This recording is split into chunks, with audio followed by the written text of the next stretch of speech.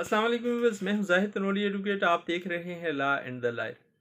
आज की वीडियो भी बहुत दिलचस्प है, ख़ास तौर पे उन वकला के लिए जो फील्ड में नए नए आए होते हैं, जिनको ड्राफ्टिंग करने में, प्लीडिंग बनाने में अपने लिए काफ़ी मसला होता है, जिनको समझ नहीं आ रही होती कि हम अपने केस कैसे तैयार करें। और ख़ास तौर पे आज की वीडियो का मौजू है अपील की तैयारी। हाई कोर्ट के लिए आप अपील कैसे तैयार कर सकते हैं, या डिस्ट्रिक्ट कोर्ट में भी इवन किसी फैसले के ख़िलाफ़ अगर आप अपील करने जा रहे हैं तो आप अपने लिए अपील ख़ुद कैसे तैयार कर सकते हैं। अपील की तैयार करते हुए किन बातों का आपने ख्याल रखना है, किन बातों को आपने बयान करना है, लिखना है, और किस बात को आपने नहीं लिखना।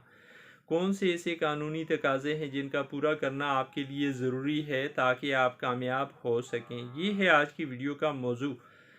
लेकिन मौजू पर बढ़ने से पहले आपसे गुजारिश, अगर आप चैनल पर नए हैं, आपने चैनल सब्सक्राइब नहीं किया हुआ, तो इस चैनल पर बनने वाली वीडियोस अवेयरनेस की खातिर बनाई जाती हैं, वकला के लिए, जनरल पब्लिक के लिए, लॉ स्टूडेंट्स के लिए। आप भी इन वीडियोस से मुस्तफ़ीद हों और मेरी भी आप हौसला अफजाई करें। अगर चैनल आपने सब्सक्राइब नहीं किया हुआ, चैनल को सब्सक्राइब करें, वीडियो को लाइक करें, बेल आइकन प्रेस करें, ताकि अवेयरनेस के हवाले से हर नई आने वाली वीडियो का नोटिफिकेशन बर वक्त आप तक पहुँच सके।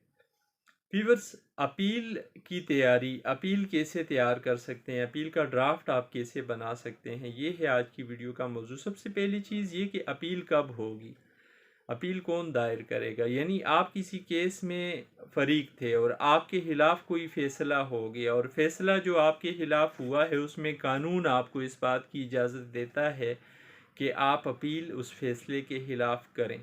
अपील आप तब दायर कर सकते हैं जब कानून आपको इजाज़त दे रहा हो अपील दायर करने की।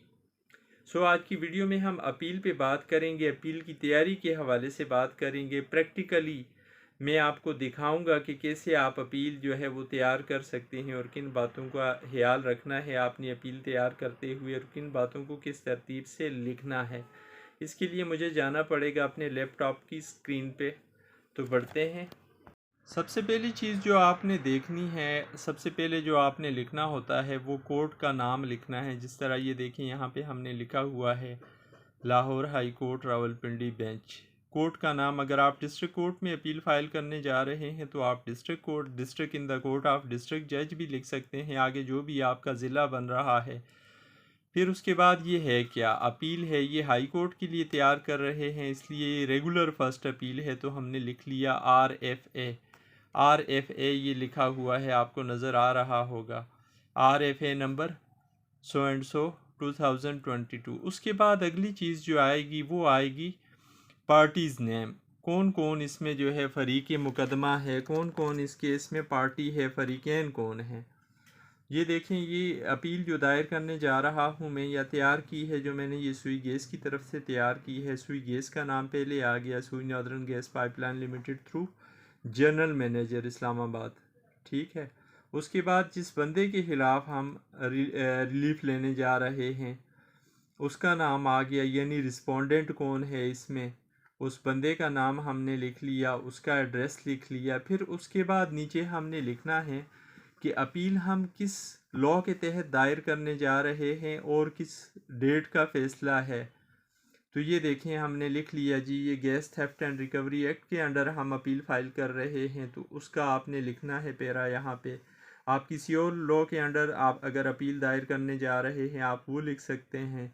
जिस भी कानून के तहत आप अपील करने जा रहे हैं उसको आप यहाँ पे मेंशन करेंगे। उसके बाद आ जाती है कि आप प्रेयर क्या मांग रहे हैं अपील में, अपनी प्रेयर आप लिखें उसकी। यहाँ पे बाज़ वकला जो हैं शुरू में भी लिख देते हैं और बाज़ एंड पे सिर्फ प्रेयर लिखते हैं। मैं भी बाज़ औक़ात शुरू में भी प्रेयर लिख लेता हूँ और बाज़ औक़ात एंड पे लिखता हूँ प्रेयर, कि मैं क्या चाह रहा हूँ। जैसे यहाँ पे मैंने लिखा हुआ है, in the light of about circumstances it is humbly prayed that instant appeal may kindly be accepted and the impugned judgment and degree dated 15 March 2022 passed by the learned trial court may kindly be set aside। इसी तरीके से जो भी आपको relief चाहिए होगा उसको आप इस तरीके से मेंशन करेंगे, लिखेंगे। उसके बाद आपने केस के फैक्ट्स अपने लिखने हैं। एड्रेस के हवाले से एक पेरा दे देना है कि जी जो एड्रेस आपने लिखा हुआ है वो एड्रेस ठीक है, पार्टीज़ को इस पर नोटिस पहुंच सकते हैं इस एड्रेस पे।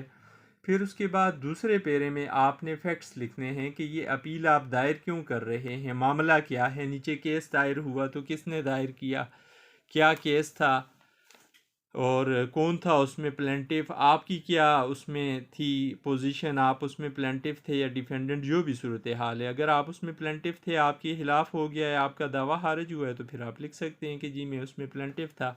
और क्या आपका दावा था उसके हवाले से आप लिखेंगे, क्या आप कोर्ट से मांग रहे थे, क्या रिलीफ आपने क्लेम किया हुआ था, डिफेंडेंट आपके राइट्स को कैसे जो है वो इनकार कर रहा था, क्यों आपके राइट्स को नहीं मान रहा था और किन राइट्स को नहीं मान रहा था, वो तफसील आप लिखेंगे पहले पेरे में।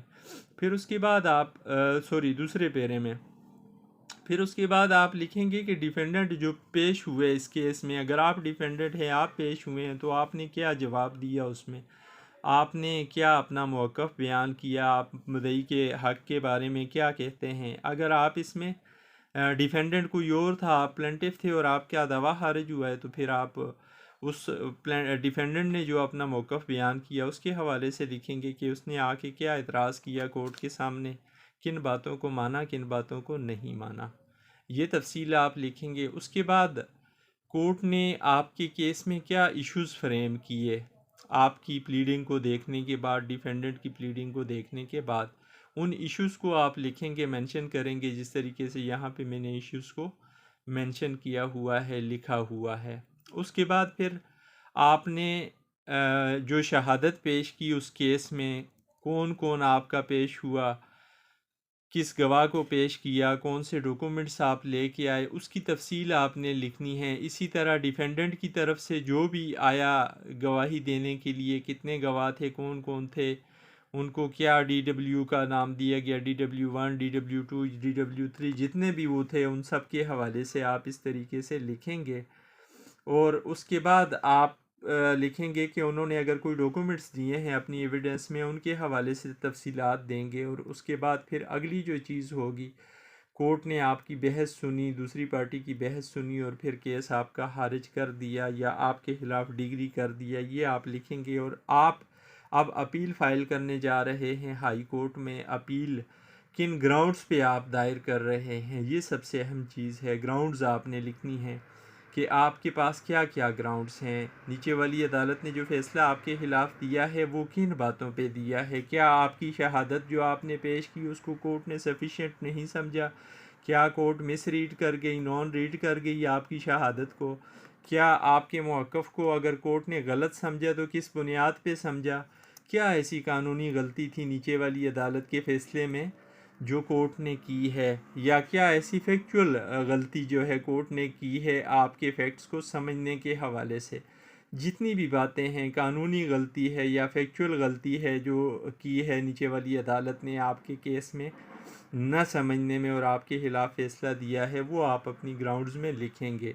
लीगल ग्राउंड्स भी लिखेंगे, फैक्ट्स के हवाले से भी लिखेंगे। अगर कोई एविडेंस आपकी दूसरी पार्टी ने आपका मौक़िफ़ माना है, कोर्ट ने उसको फिर भी नहीं कंसिडर किया, तो फिर इस सूरत में भी आप ये सारी बातें लिखेंगे। और उसके बाद फिर आखिर में आप अपनी प्रेयर लिखेंगे कि जी आप क्या चाह रहे हैं। जिस तरह मैंने आपको पहले बताया था उसी तरीके से वही प्रेयर आप यहाँ पे भी लिख सकते हैं।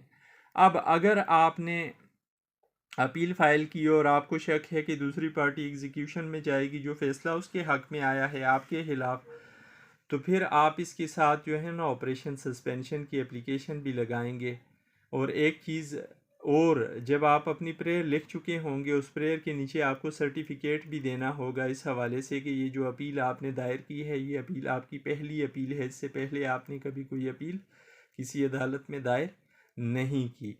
फिर आपने नीचे एप्लीकेशन जो है सस्पेंशन की लगानी है। अगर आप अपनी अपील के साथ कोई ऐसे डॉक्यूमेंट्स लगा रहे हैं जो डॉक्यूमेंट्स अनअटेस्टेड हैं, जिनको अटेस्ट नहीं किया गया, तो फिर आप एग्जम्पशन पिटिशन भी लगाएंगे कि अनसर्टिफाइड कॉपीज़ जो हैं वो अदालत आपको जमा कराने की इजाज़त दे, क्योंकि इस वक्त आपके पास अटेस्टेड कॉपियाँ नहीं, और जब आपके पास होंगी तब वो आप लगा देंगे। इस तरीके से आप एग्जेम्पशन और स्टे एप्लीकेशन यानी ऑपरेशन सस्पेंशन एप्लीकेशन भी आप अपनी अपील के साथ लगाएंगे। एफिडेविट भी लगेगा जो बंदा अपील दायर कर रहा है उसके नाम का, और इंडेक्स आप बनाएंगे, उसमें तफसील देंगे आप कि आपकी जो ग्राउंड्स ऑफ अपील हैं वो किस पेज से लेकर किस पेज तक हैं, और प्लस जो है आपका फ़ैसला किस पेज से किस पेज तक है।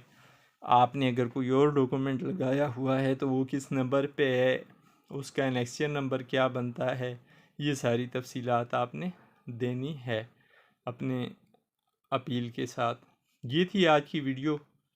उम्मीद है आज की वीडियो आपको पसंद भी आएगी और आपको समझ भी आई होगी और आपको इसका फ़ायदा भी हुआ होगा। आखिर में फिर गुजारिश, अगर चैनल पर आप नए हैं, आपने चैनल सब्सक्राइब नहीं किया हुआ तो चैनल को सब्सक्राइब करें, लाइक करें, बेल आइकन प्रेस करें, ताकि अवेयरनेस के हवाले से हर नई आने वाली वीडियो का नोटिफिकेशन बर वक्त आप तक पहुँच सके। थैंक्स। अल्लाह हाफिज़।